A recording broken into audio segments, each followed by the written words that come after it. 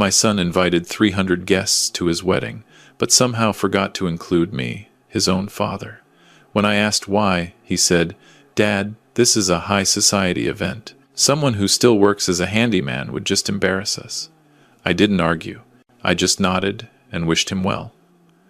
On his wedding day, I walked through the front doors of the venue, a luxury resort on Vancouver Island, and stepped onto the stage to welcome everyone to my property. The ceremony fell apart in 20 minutes. Before I continue, please subscribe to the channel and leave a comment telling me what time it is where you are right now. The call came on a Tuesday evening while I was replacing a leaky faucet in my kitchen. November rain streaked the windows of my modest bungalow in Burnaby, and the gray light made everything feel smaller than it was. I almost let it go to voicemail. "Dad, incredible news." My son, Michael's voice burst through the speaker with that particular brightness he reserved for announcements. Victoria said yes. "We're getting married." I set down my wrench and leaned against the counter. "My boy, engaged." The words should have filled me with pure joy, but something in his tone felt rehearsed, like he had practiced this conversation in front of a mirror. "That's wonderful, son. I'm so happy for you. I knew you would be.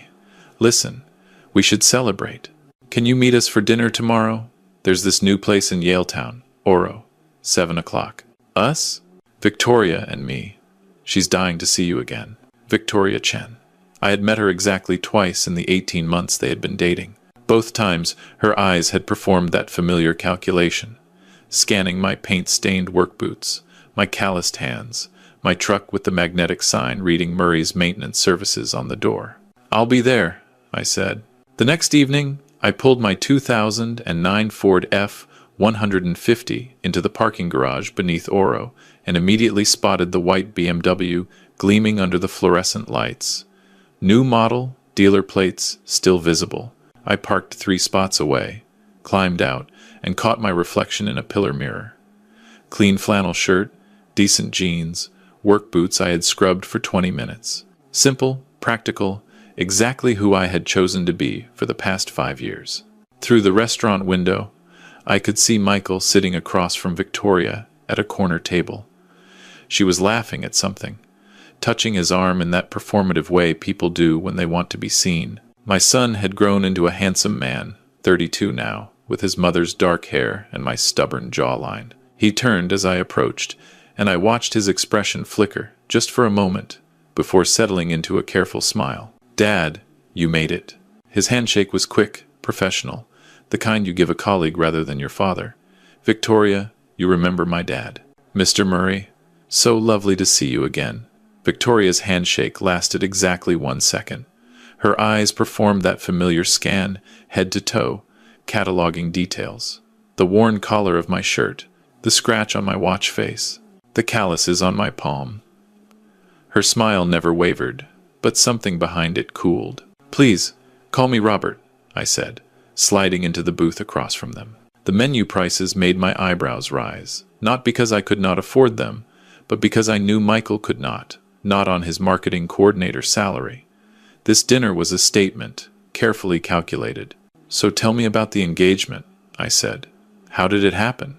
Michael launched into the story, something about a sunset proposal at Stanley Park, but I found myself watching Victoria instead. The way she kept checking her phone, the way her attention drifted whenever Michael mentioned anything about our family history, the way she perked up only when discussing the wedding plans. "We're thinking June," Victoria cut in, her voice carrying that particular enthusiasm reserved for expensive purchases. "The Cascade Resort on Vancouver Island. It's absolutely stunning, Dad. Oceanfront, 5-star, very exclusive." Dad. She had called me Dad, though I had met her twice, and she had barely looked at me either time. "Sounds beautiful," I said carefully. Michael shifted in his seat. These events add up fast, you know. Venue, catering, flowers, photographer. We're looking at maybe 80, 90,000 for something appropriate. The number hung in the air. Victoria studied her wine glass. Michael would not meet my eyes. "That's quite an investment," I said. "Victoria's parents are contributing, of course." Michael's voice dropped slightly. "And I was hoping, if you could help at all, even a little, it would mean so much. For Mom's memory, you know?" He invoked Susan like a trump card, knowing it would cut deep, and it did. My wife had dreamed of seeing our son married. She had talked about it during those long nights in the hospital, planning details she would never see. She died 4 years ago, believing Michael had grown into a good man. I pulled out my phone, opened the Notes app, pretended to calculate the performance of a struggling handyman, carefully budgeting his limited resources. "I can manage 40,000, I said finally. "It might take most of what I have saved, but your mother would have wanted you to have a beautiful day." Michael's face transformed with relief. Victoria's shoulders relaxed. Neither of them asked where a handyman would get $40,000. They simply accepted it, like accepting a gift they had always deserved. "Thank you, Dad. You don't know what this means." But I did know. I knew exactly what it meant. It meant they had calculated my worth, found it barely sufficient, and moved on. The dinner ended with promises to talk soon, to coordinate details, to stay in touch. I walked back to my truck, while they climbed into the BMW. Victoria's laughter echoed across the parking garage. Something about "at least he came through." I sat in my truck for a long time, Susan's wedding ring pressing against my chest on its silver chain. I had worn it there since she passed, a private reminder of everything we had built together. My son was ashamed of me. The realization settled into my bones like cold rain. 4 days later, Michael's car appeared in my driveway. Saturday afternoon, weak winter sun, fighting through clouds. I watched from the living room window as he sat behind the wheel for nearly a minute, studying my house. The peeling paint on the porch, the dated aluminum siding, the work truck with its magnetic sign. Visual evidence confirming what he believed. His father was barely scraping by. He finally emerged, smoothing his expensive coat, and walked to the door. "Hey, Dad, the place looks good." The lie came easily. The place looked tired, and we both knew it. I led him to the kitchen table, poured coffee into mismatched mugs, and waited. "So, I wanted to go over some wedding details." Michael pulled out his phone, swiped through photos. "The Cascade Resort is booked, June 15th. Victoria found this amazing wedding planner who's handling everything. Catering, flowers, music, the whole package. Sounds like you've got it all figured out. We're expecting about 300 guests. Victoria's family is huge, and her dad has a lot of business contacts. Very influential people, you know? Executives, investors, that crowd." I noticed he said Victoria's family, and that crowd, as if I existed in a separate category entirely. "The thing is, Dad," Michael set down his phone, finally met my eyes.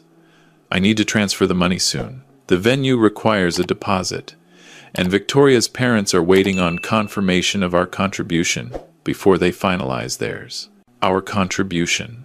As if he had contributed anything beyond expectations. "I'll transfer it Monday," I said. Michael's relief was palpable.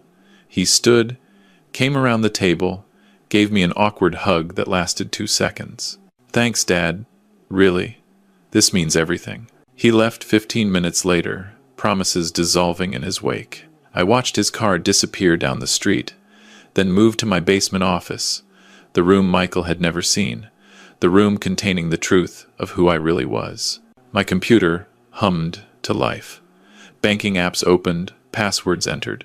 The account Michael knew about showed a balance of $62,000, modest savings for a working man. I scheduled the $40,000 transfer to his account. Below that account, in tabs I did not open, other accounts held figures that would have made my son choke on his coffee. 14 million in investments, 8 million in real estate holdings. The quarterly royalty statements from Murray Hospitality Group, the company I had founded 30 years ago. The company that owned 17 boutique resorts across British Columbia, including the Cascade Resort on Vancouver Island, where my son was planning his wedding without knowing his father owned the venue. I had started as a maintenance worker at a small hotel in Whistler, back when Susan and I had nothing but dreams and determination. We saved every penny, bought a failing motel, turned it around, bought another. By the time Michael was 10, we owned 3 properties. By the time he graduated university, we owned 12. Susan had insisted we live modestly, teach Michael values, keep him grounded despite our wealth. After she died, I made a decision. Step back from public life. Live simply. See who valued me for myself rather than my money. 5 years of playing the struggling handyman. 5 years of watching relationships reveal their true nature. Michael had passed every test until now. That evening, I sat on my back deck despite the cold, holding a photograph of Susan and me at the Cascade Resort opening ceremony 10 years ago. We stood together cutting the ribbon, the Pacific Ocean gleaming behind us, our dream made manifest. Michael had chosen my resort for his wedding without knowing. The irony would have made Susan laugh, then cry, then ask me what I planned to do about it. Voices drifted from inside the house. I had left the front window open, and Michael was on my porch, phone pressed to his ear. He thought I was in the basement. The money's coming Monday. All 40,000. His voice carried a tone I had never heard before. Dismissive, almost mocking. Victoria's response was tinny through the speaker, but I caught fragments. I know, right? That's probably everything he has. Poor guy. Michael laughed, sharp and unkind. Look, it's fine. We'll seat him somewhere in the back, maybe with the catering staff. Half of Victoria's family won't even notice him. Silence. Then, Victoria's voice, clearer now. Are you sure he won't cause problems? Standing around in his work clothes, telling stories about fixing toilets? I'll handle it. Trust me, no one will even know he's there. Anyway, I gotta go. Love you. He ended the call. His footsteps faded toward his car. The engine started. He drove away. I stood in the darkness of my kitchen, the photograph still in my hand, my son's words echoing through my skull. Seat him in the back, with the catering staff. No one will even know he's there. The hurt was sharp and genuine, deep as anything I had felt since losing Susan. But underneath it, something harder began to crystallize. 3 weeks passed. The money transferred. Christmas came and went with a brief, obligatory phone call from Michael. January brought freezing rain and silence. I checked my email obsessively, watching for wedding updates. My mailbox stayed empty. My phone stayed quiet. Then, on a gray February morning, I ran into David Chen at the hardware store. Victoria's uncle, though he did not know our connection. We had met at a charity gala years ago, back when I attended such events as Robert Murray, founder of Murray Hospitality Group. Robert, good to see you. David's handshake was warm, genuine. He had no idea about my current circumstances, still thought of me as the resort developer. Did you get the invitation? June 15th at the Cascade. My niece Victoria is marrying some marketing fellow. Should be quite the event.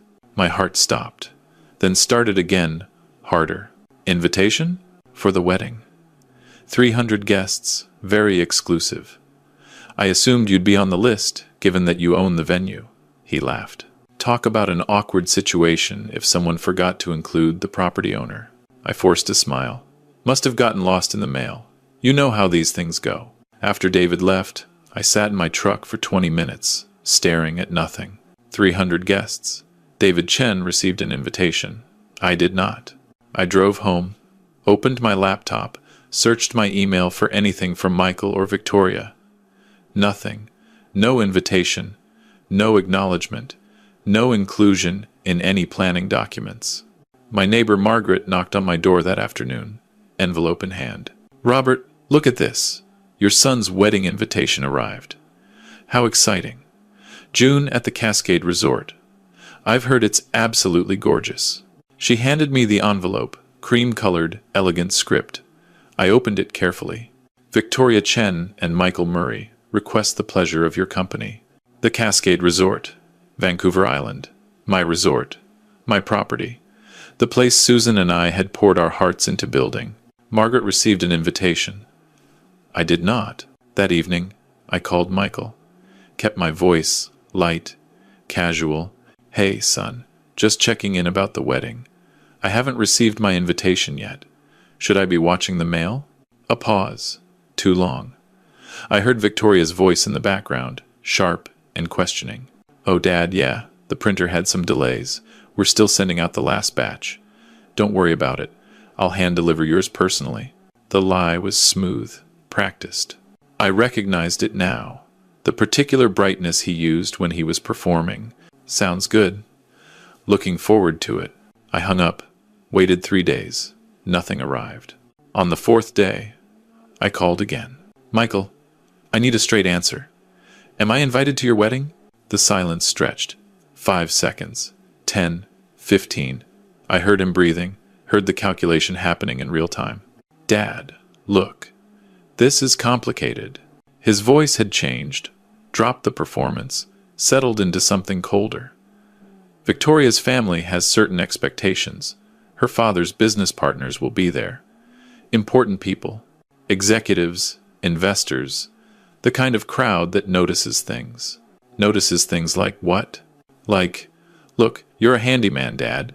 You drive a work truck. You wear flannel shirts. These people talk about investment portfolios and vacation homes in Tuscany. What would you even say to them? I see. It's not personal. It's just, you'd be uncomfortable. You'd feel out of place. We're actually doing you a favor. The words hit like physical blows, each one precise and devastating. So I'm not invited to my own son's wedding because I'm too poor. I didn't say that. You didn't have to. Dad, please understand. This wedding represents Victoria's family's social position, my career advancement, our future. We need to present a certain image. Having you there, in your work clothes, telling stories about unclogging drains. It would undermine everything we're trying to build. I thought of Susan, the woman who married me when I had nothing but a maintenance worker's salary and a dream, who believed in me when I could not afford a proper engagement ring, who spent 30 years building an empire beside me, always insisting we stay humble, stay grounded, stay real. She would have been heartbroken to hear our son speak this way. I understand perfectly, I said quietly. Thank you for your honesty, Michael. Dad, don't be like that. We'll visit after the honeymoon. Show you photos. It'll be fine. Goodbye, Michael. I ended the call before he could respond. For a long moment, I stood in my kitchen, phone in hand, feeling something shift inside my chest. The hurt remained, genuine and deep. But underneath it, that harder thing crystallized into clarity. For 5 years since Susan's death, I had lived modestly to see people's true character. Mission accomplished. I had seen my son's truth, heard it spoken in his own words. Now he would see mine. I walked to my basement office, opened my real accounts, and began planning. The next morning, I drove to downtown Vancouver and took the elevator to the 31st floor of the Bentall Center. Jennifer Walsh's law firm occupied the entire floor. She had been my attorney for 25 years, handled the structuring of Murray Hospitality Group, knew every detail of my hidden wealth. She was also the only person I had told about my decision to live modestly after Susan died. Her assistant showed me into the corner office overlooking the harbor. Jennifer entered moments later, her expression shifting from professional courtesy to concern when she saw my face. Robert, what happened? I told her everything. Michael's rejection, his explanation that I was too poor, would embarrass him, should stay home. The venue being the Cascade Resort, my own property. Jennifer's composure cracked. He said what? That you're too poor for his wedding? At your resort? She sat down hard, coffee sloshing over the rim of her cup. Robert, this is beyond disrespectful. What do you want to do? I spread documents across her conference table. Ownership papers, financial statements, the timeline of my 5-year experiment. I want to attend my son's wedding. I'll arrive at 2:30 on June 15th, walk through the front doors, and take my place at the ceremony. I won't cause a scene. I'll simply be there. The truth will handle the rest. Jennifer studied me for a long moment, then nodded. Attorney mode engaged. It's your property. Michael rented the venue, but you're the owner. Legally, you have every right to be there. More than that, actually, you have authority over every aspect of the event. She pulled out her phone, started making calls, to the Cascade's general manager, to the event coordinator, to the head of security, informing them, confidentially, that the owner would be attending the Murray Chen wedding and should be given full access. You'll need a witness, Jennifer said after hanging up, someone who can verify what happened. I'm clearing my June 15th. We spent 2 hours planning logistics, timing, positioning, legal boundaries. What I could say, what I could not. Jennifer made notes in her precise handwriting, building the framework that would protect me from any claims of disruption. After leaving her office, I drove to the Cascade Resort. The ferry crossing gave me time to think, watching Vancouver Island grow larger through the morning mist. I had not visited in 5 years, part of my deliberate invisibility. The management team thought I had retired, thought the company was run by a corporate board. They did not know the founder still made every major decision through carefully worded emails. I parked in the employee lot and entered through the service entrance. The same entrance I had used 30 years ago as a young maintenance worker at a different hotel. The smell of salt air and cedar brought Susan back so strongly I had to stop, hand on the wall, breathing through the memory. The general manager, Patricia Huang, nearly dropped her tablet when I appeared in her office doorway. "Mr. Murray, we weren't expecting." "Patricia, I need your help." I closed the door, sat across from her desk. "There's a wedding happening here in June. Michael Murray and Victoria Chen." "Yes, the Chen-Murray wedding. Quite a large event. 300 guests, premium package." She pulled up the file on her computer. "Is there a problem with the booking? Michael Murray is my son." Patricia's face cycled through shock, confusion, then dawning understanding. "Wait, the groom is your son? But he never mentioned. None of the correspondence indicated. He doesn't know I own this resort. He doesn't know anything about my actual circumstances." I leaned forward. "He's excluded me from the guest list because he believes I'm a struggling handyman who would embarrass him in front of his wife's wealthy family." Patricia sat back, processing. I watched the emotions play across her face. Disbelief, anger, sympathy. "How can I help, sir?" "June 15th, 2:30 sharp. I'll enter through the main lobby. I'll take my place in the ceremony hall. When the moment is right, I'll introduce myself to the guests. Mr. Murray, if I may." Patricia hesitated. "This wedding has been planned for months. The bride's family is expecting a perfect event. Your appearance could what? Reveal that my son is ashamed of his father? Demonstrate that he took my money for this wedding while excluding me from attending?" I kept my voice calm. "I'm not here to destroy his marriage, Patricia. I'm here to show him who he's chosen to disrespect." She nodded slowly. "I'll ensure you have full access. Should I inform the wedding planner?" "No, this remains between us until the moment arrives." I walked through my resort before leaving, touched the cedar panels I had selected 15 years ago, looked at the ocean view through floor-to-ceiling windows Susan and I had designed together, saw the framed photograph in the main lobby, our opening day, both of us cutting the ribbon, Patricia's predecessor standing beside us. The resort was beautiful, successful, mine, and my son had chosen it without knowing. That evening, back in Burnaby, my phone buzzed with a text from Michael. "Dad, please don't try to come to the Cascade in June. I know you might want to see the venue, but it would be too painful for you to watch from outside. Stay home and relax. We'll visit after and show you photos. Love you." He actually thought I might stand outside my own resort, watching through windows like a beggar. The condescension in those final words, "love you," made my jaw clench. I didn't respond. Instead, I opened my closet and pulled out the garment bag I hadn't touched in 5 years. Inside, my Hugo Boss suit, charcoal gray, impeccably tailored, Italian leather shoes. Platinum cufflinks Susan had given me for our 25th anniversary. I had worn this suit to investor meetings, resort openings, charity galas. I tried it on, standing before my bedroom mirror. The man looking back wasn't the modest handyman in flannel shirts. This was the businessman who had built an empire, the husband who had stood beside Susan at ribbon cuttings, the father who deserved respect. I hung the suit on my closet door where I could see it every morning. 4 months until June 15th. I could wait.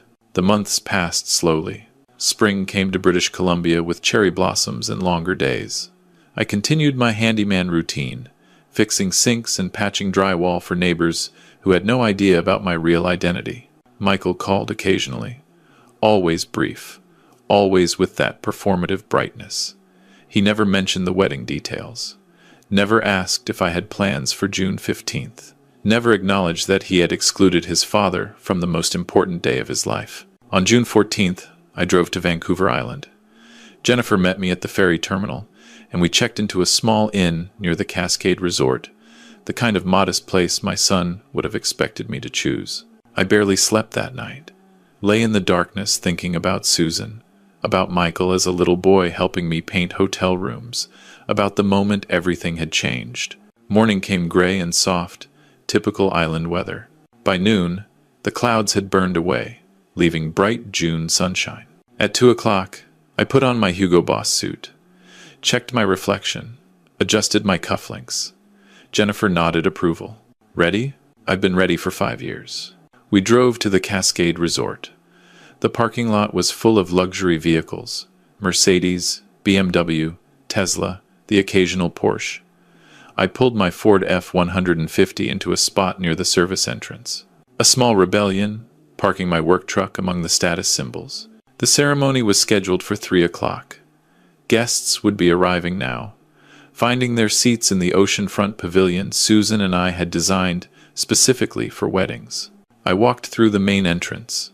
The lobby staff recognized something in my bearing, something that didn't match my usual modest appearance. They stepped aside, nodded respectfully. Patricia Huang waited near the elevator. Her face was carefully neutral, but I saw the tension around her eyes.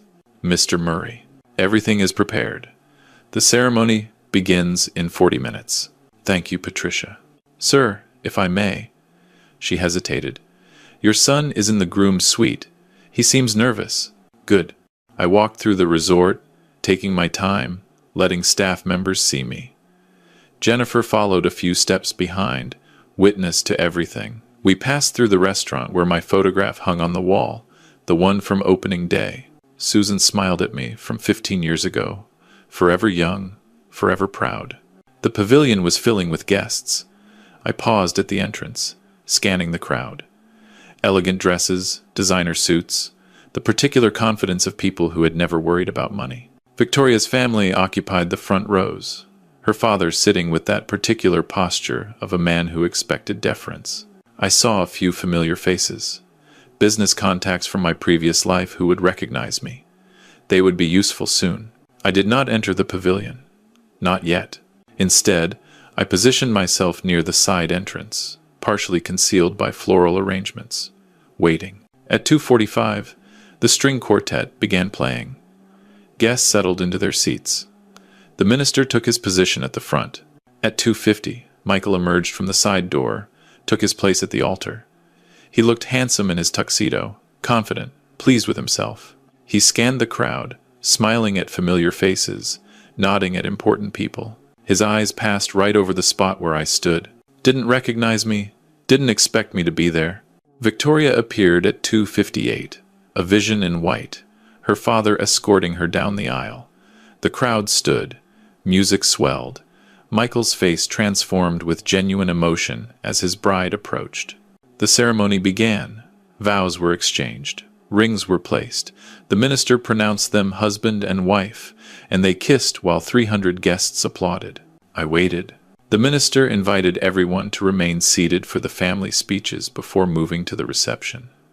Victoria's father stood first, delivered a polished address about family legacy and social connection. Victoria's mother spoke next, something about welcoming Michael into their family. Then the minister looked at his notes, announced that the groom would like to say a few words. Michael stood, champagne glass in hand, smile bright and confident. Thank you all for being here on the happiest day of my life. It means so much to have everyone we love celebrating with us. Everyone we love. The words landed like a slap. I want to thank Victoria's amazing family for welcoming me, for supporting this wedding, for showing me what true class and generosity look like. He paused, gestured at the surroundings. And I have to say, this venue is incredible. The Cascade Resort is absolutely world-class. Victoria found it online, and we knew instantly it was perfect.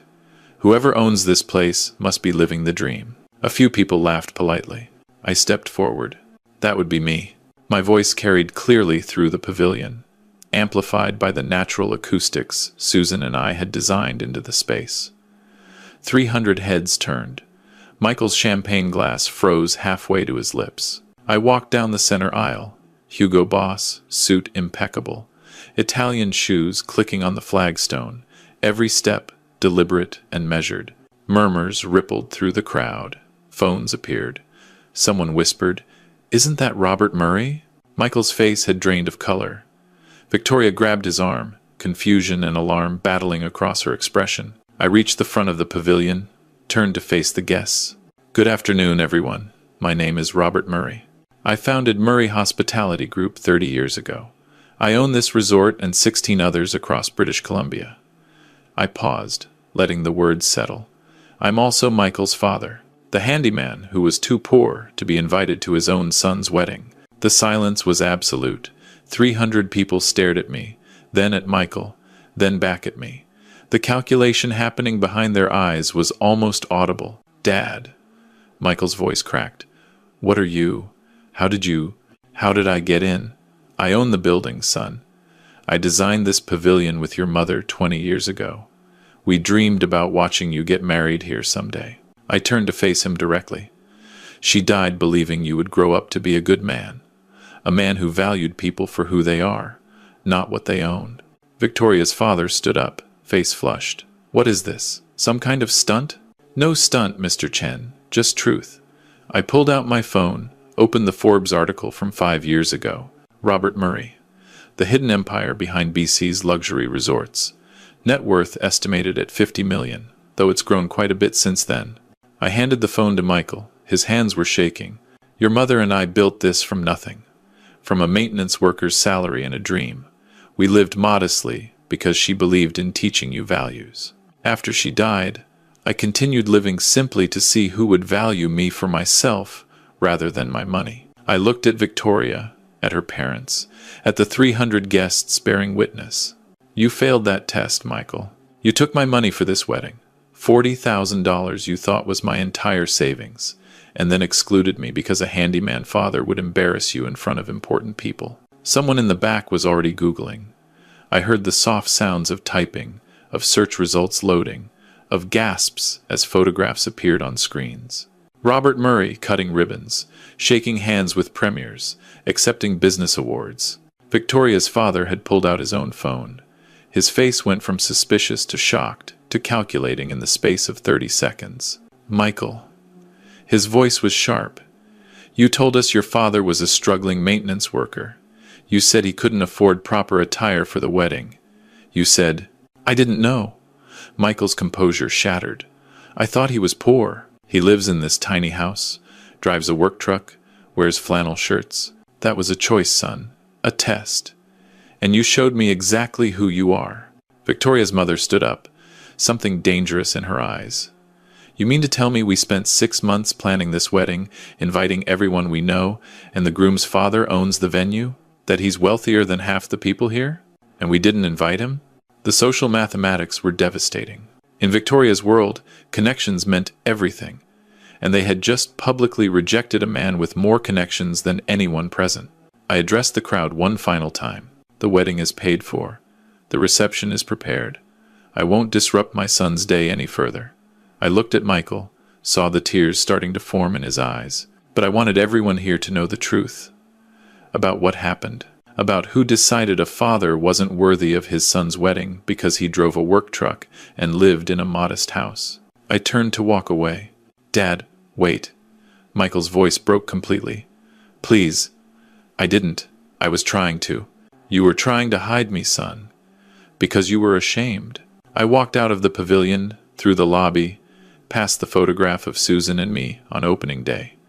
Jennifer fell into step beside me. Behind us, the murmur grew into open chaos. Victoria's father arguing with Michael, Victoria crying, guests clustering in groups, phones to ears, the scandal spreading beyond these walls with every passing second. We drove away in my Ford F-150, past the luxury vehicles in the parking lot, past the valets, who now knew exactly who I was. By tomorrow morning, everyone in Vancouver's business community would know what happened here. Michael and Victoria's social destruction had only begun. The week following the wedding was devastating for Michael and Victoria. I did not witness it directly, But Jennifer provided updates through her professional network. Word traveled fast when prominent families stumbled. Victoria's father, Harrison Chen, spent the Sunday after the wedding doing damage control. His business partners had questions. Uncomfortable questions about his son-in-law's judgment, about the Chen family's vetting process, about whether the Chens could be trusted if they didn't even know their own daughter's father-in-law was a multimillionaire. Monday morning, Michael arrived at his marketing coordinator position to find a meeting request from the director of human resources. The company had received calls from clients concerned about working with someone who displayed such poor judgment in personal matters. He wasn't fired, but he was removed from all client-facing roles, transferred to internal communications. Salary dropped from $85,000 to $62,000. No more expense account lunches. No more networking events. Victoria fared worse. Her position at her father's investment firm had always been more title than substance. Now it was neither. Harrison Chen gave his daughter a choice: take an unpaid leave of absence until the scandal died down, or face daily reminders that she had embarrassed the family in front of everyone who mattered. She took the leave. Their expensive Cole Harbor condo, $4,000 a month, suddenly felt less sustainable. The wedding debt, $30,000 beyond my contribution, loomed larger. The social invitations stopped arriving. The country club friends stopped calling. By Thursday, Michael's name appeared on my phone screen. First time since the wedding. I let it go to voicemail. His message was raw, broken. Dad, please. I need to talk to you. I was wrong. I was so incredibly wrong. Please call me back. I listened to it 3 times, then deleted it. Friday brought another call. Saturday, 2 more. Sunday, a text. Dad, please. I'm begging you. Monday morning, exactly 1 week after the wedding, I finally answered. What do you want, Michael? Dad. His voice cracked immediately. Can I come see you? Please. I need to apologize in person. I need you to understand.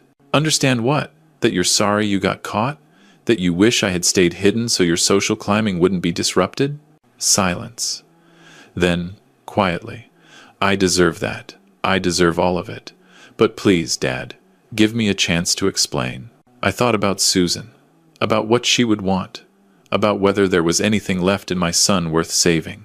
Fine. Come over. But bring Victoria. She was part of this too. They arrived at 2 o'clock. I watched from the window as they sat in their BMW for several minutes, gathering courage. The car that had seemed like such a statement 2 months ago now looked like a liability they could not afford. They walked up my cracked driveway, past my work truck, to my front door. Their faces carried the particular exhaustion of people who had spent a week confronting the consequences of their choices. I opened the door before they could knock. Come in. We sat in my living room, the same space Victoria had silently judged 2 months ago. The worn furniture, the dated carpet, the modest television. She looked at everything differently now. Michael spoke first, his voice thick with emotion. Dad, I was a terrible son. I valued money and status more than family. I was ashamed of you, and that shame was about my own insecurity, not anything you did wrong. He stopped, wiped his eyes. Mom would be so disappointed in me. She raised me better than this. You raised me better than this. And I threw it all away because I wanted to impress people who don't actually care about me. Victoria spoke next, her voice steady but soft. Mr. Murray, Robert, I pushed Michael to exclude you. I convinced him that having a handyman father would hurt our image. I made him feel ashamed of his own family. She paused. I was wrong. About everything that matters. I looked at them both, saw the genuine remorse in their eyes, saw something that might, with cultivation, grow into actual understanding. Susan and I built everything we have from nothing, I said quietly. She was a hotel maid when I met her. I was fixing toilets. We didn't come from money. We created it through work and sacrifice and believing in each other. I stood, walked to the window, looked out at my modest yard. After she died, I wanted to see who would value me for myself. You both failed that test spectacularly. But failure isn't final unless you refuse to learn from it. I turned back to face them. I'm willing to forgive you. But forgiveness doesn't mean forgetting. It means moving forward with clear understanding. Trust has to be rebuilt through action, not words. Michael nodded, desperate hope crossing his face. Whatever it takes, Dad. Whatever you need. I sat back down. First, you're going to sell the condo and move somewhere you can actually afford. Second, you're going to pay off your wedding debt yourselves, without help from Victoria's parents. Third, you're going to volunteer at the Susan Murray Community Foundation, the organization your mother started to help struggling families. 20 hours a month, both of you, for a year. Victoria started to speak, probably to object, but Michael's hand on her arm stopped her. And fourth, I continued, you're going to learn what your mother and I actually built. Not the money, not the resorts, the values, the relationships. The understanding that people's worth has nothing to do with their bank accounts. I met Michael's eyes directly. I'm not going to rescue you financially. I'm not going to use my connections to fix your careers. You're going to rebuild from where you are, with what you have, just like your mother and I did. Yes, Michael said immediately. Whatever it takes. Victoria hesitated, then nodded. Yes, we understand. Good. Come back next Sunday. We'll have dinner. Real dinner, not some overpriced restaurant. We'll talk about your mother, about how we started, about what actually matters. They left an hour later, walking down my cracked driveway with something they hadn't had when they arrived. Purpose. I stood at my window, watching them drive away, Susan's photograph in my hands. I did what you would have wanted, I whispered to her image.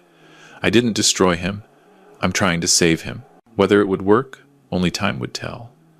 But for the first time in months, I felt something other than hurt. I felt hope. 6 months later, Michael and Victoria sold the Cole Harbor condo and moved to a modest apartment in East Vancouver, the same neighborhood Susan and I had lived in 40 years ago, when we were just starting out. Michael kept his internal communications job. Victoria found work at a non-profit, entry level, nothing like her previous position, but honest and meaningful. They volunteered at the Susan Murray Community Foundation every Saturday, helping families who were struggling the way Susan and I had once struggled. I saw Michael there sometimes, really talking with people, really listening, becoming someone his mother would have recognized. Our Sunday dinners became a ritual. Simple food, real conversation, stories about Susan, and our early days. Victoria learned who her mother-in-law had actually been.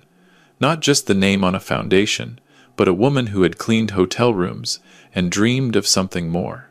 On a gray November afternoon, exactly 1 year after that first dinner in Yaletown, Michael called me. Dad, can you come to the foundation? There's something I want to show you. I drove to the community center, parked my truck in the lot, walked through doors that bore Susan's name. Michael waited in the main hall, surrounded by foundation volunteers, Victoria beside him. On the wall behind them hung a new display. Photographs of Susan through the years, from hotel maid to entrepreneur to philanthropist. We put this together, Michael said, his voice thick, Victoria and I, to show people who Mom really was, not the rich woman who funded this place, the woman who understood struggle because she lived it. I stepped closer to the photographs. Susan, at 20, wearing her housekeeping uniform. Susan, at 30, standing in front of our first motel. Susan, at 40, at 50, her smile never changing, her values never wavering. And there, at the end of the display, a photograph I had never seen. Susan holding baby Michael, both of them laughing at something off camera. Where did you find this? Mom's old photo albums. Victoria and I went through them all. There are hundreds of pictures, Dad. Stories you never told me. I touched the glass covering Susan's face, felt tears I hadn't expected gathering in my eyes. She would be proud of you, Michael, of who you're becoming. I'm trying, Dad. He put his arm around Victoria. We both are. That evening, I sat on my back deck, despite the cold, Susan's wedding ring warm against my chest. The hurt from that first phone call, the dismissal, the shame, it hadn't disappeared entirely. Some wounds leave scars, But the scars had become reminders rather than barriers. My phone buzzed. A text from Michael. "Thank you for not giving up on me, Dad. I know I didn't deserve a second chance. I promise I won't waste it." I texted back, "Your mother would be proud. So am I." I set down the phone and looked up at the stars emerging through the November clouds. Love doesn't mean accepting everything. Sometimes love means showing people hard truths.